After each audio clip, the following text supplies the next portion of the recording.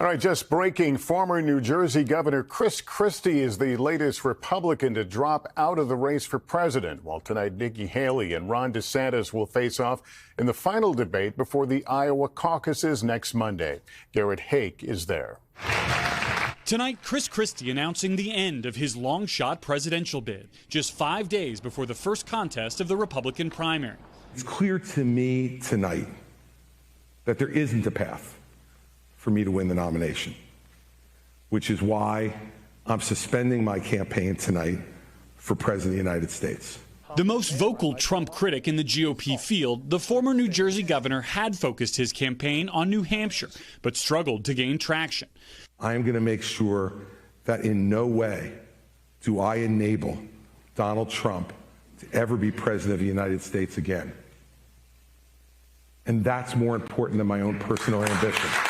And while Christie made no endorsement tonight, he already faces pressure to back Nikki Haley, whom he has publicly defended in the past, but has repeatedly criticized in recent days, including for not taking on Trump more directly. When you ask her the tough questions, she doesn't answer. Christie appearing to criticize her on a hot mic before his event began tonight. And she's going to get smoked. And you and I both know it. She's not up to this.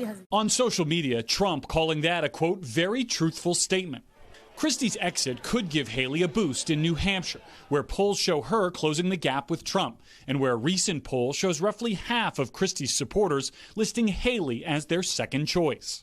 The two former governors sharing an appeal to similarly moderate and independent voters like Zach Clares, who voted for Joe Biden in 2020.